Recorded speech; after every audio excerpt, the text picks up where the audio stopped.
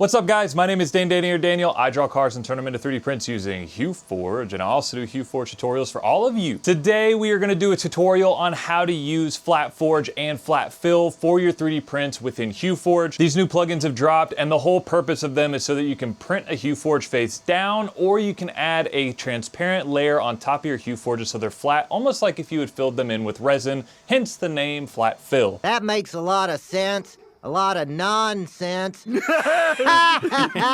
a HueForge face down has been one of those features that has been asked about since the beginning of HueForge, mainly because people wanted to print their prints face down on a PEO sheet, or they just wanted a flat print. They didn't necessarily love the texture feeling, but they loved the results of HueForge. Today, I'm strictly going to talk about how to use FlatForge and how to use flat fill effectively. I plan to do a projects video to show you why you would want to use flat fill or FlatForge on your own prints. If that's something that you're interested in, please subscribe. But without further ado, let's get into today's video.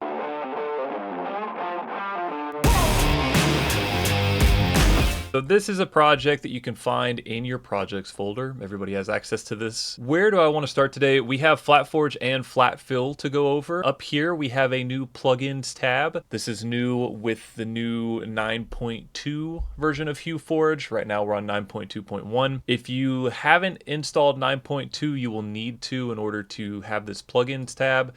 And if you need help installing plugins in general, I have a video here that you can go check out that will go through step-by-step tutorial on how to install it on Windows and Mac. So if you installed FlatForge correctly, you will have a Flat Tools dropdown, which will have FlatForge and Flat Fill. We're gonna go over both of these today. There are two pretty big differences between these two. Let's go ahead and we'll start off in FlatForge. Now, when we first click on FlatForge, the plugin is going to generate our mesh. It is going to generate a flat version of this mesh. This is the slicer view of this project. You will have the same range of motion like you normally do within HueForge, where you can left click and look around. You can also zoom in and zoom out with your mouse wheel. You can see here our X, Y, and Z axes. This is a little bit different. You can see here that we have exploded view. There have been a lot of questions about what exploded view is. Exploded view is just a visualization of each of your objects or each of your colors. Those go hand in hand whenever we're talking about FlatForge. You can see here that we will have a black object, we will have a green object, we will have a yellow object, and a white object that is also here. So this is just, exploded view is just a visualization so that you can see stuff. You can also turn off. You see here this green marker. This is showing that you have a particular color or a particular object on so that you can see it. Maybe you don't see the details that you think you should. This is a way that you can tell which color it is missing from, or if you have issues with your mesh. It's just a way that you can turn off different colors. Now next to it, we have this cube icon. This is for wireframe. Maybe you want to see the peaks and valleys in the wireframe, the actual mesh of just the white object. This is how you can see it. If we turn off everything else, it makes it a lot easier to see. But now you can see the mesh that it is created for just your white object. That is what the cube options are for. If we turn these back on, we can do that by individual colors. So for these FlatForge and flat fill, you will need some sort of AMS tool changer, MMU, H2D, Snapmaker Artisan, whatever the case may be. There's a lot of different printers that can do multicolor, and you will absolutely need that for FlatForge and flat fill. Whenever we turn face down print or cap layer on, what it's doing is it's adding a transparent layer to the bottom of the HueForge. This will print first before everything else. And the reason for that is so that it will speed up your slice time ultimately. It will take longer to print, and you will need one more color in an AMS, MMU, or tool changer. Now, a couple things with this transparent layer. One thing that you need to know is that your transparent filament game needs to be on point. It needs to be, your transparent needs to be very, very transparent. And when I say that, I mean that not only does the filament need to be good, like you need some kind of either transparent filament. I know Sunlu has a transparent PLA, or Polymaker has their Polymaker Natural. That's also very good for this. Because there's such high TDs, the natural of Polymaker Natural doesn't necessarily matter here. But when I say it needs to be on point, I mean it needs to be as transparent as possible. With PLA specifically, the way that we have found that you can get it the most clear and least foggy or least cloudy as possible is actually by decreasing temperatures. K2 Kevin, he does maker chips at all of the 3D printing fairs and stuff like that. He has experimented a lot with PLA and specifically with clear PLA. And he gave us that tip, and it works really well. Now, if you're using PETG, you'll want to print that at a higher temperature. So it's very dependent on the filament. It's also very dependent on the brand. So again, play around with your transparent filaments, play around with the temperatures, make sure that those are as transparent as possible so that you get the best results possible.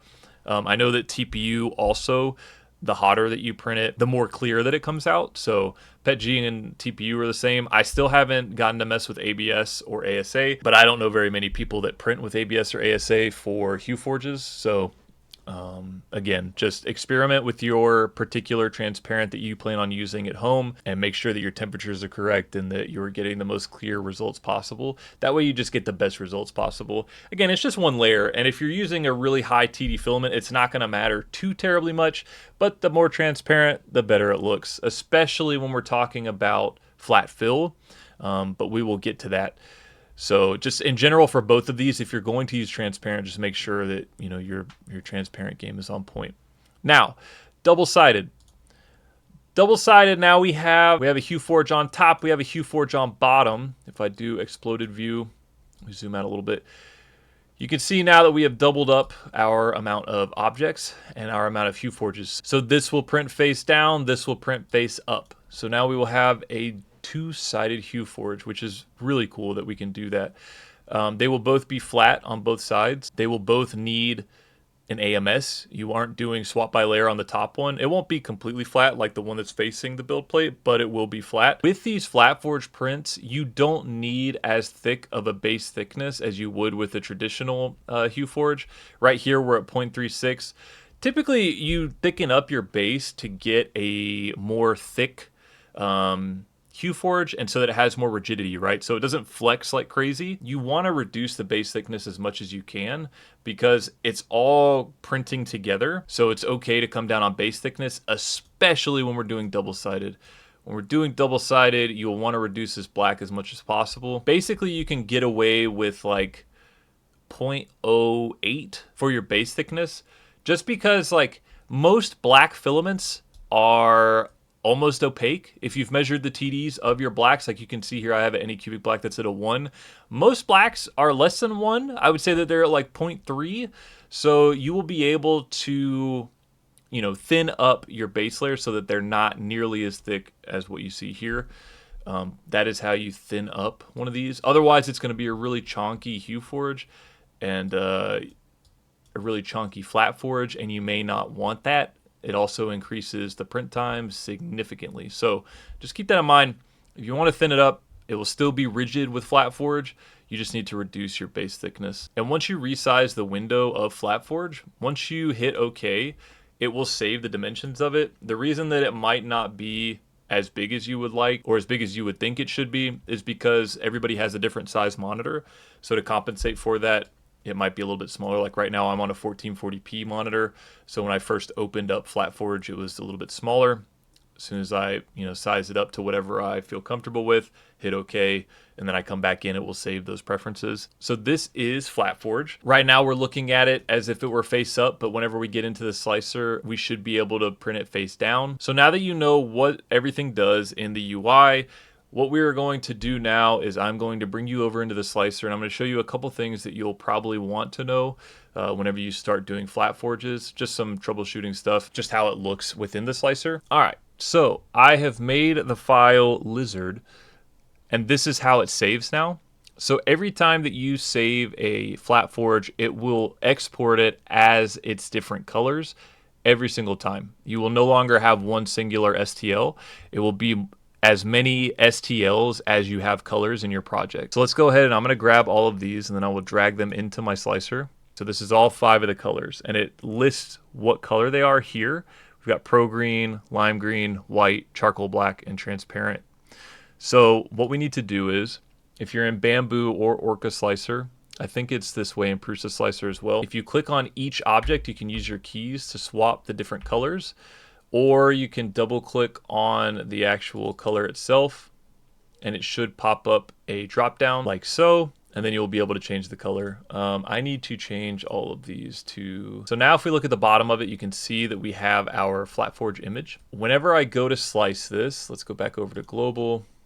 I've got my HueForge settings. Let me look at the describe for this real quick. So for this, we have a 0.12 layer height, not 0.012. And then we have a 0.24 first layer or base layer height. Now, if we slice this, you can see here, if we look at the bottom, this is what we were seeing in HueForge with the FlatForge plugin. This is slicer view. This is not how it will blend. So if I explode view, you can see more clearly that there's that one layer of transparent here, and then it moves into the rest of the color scheme.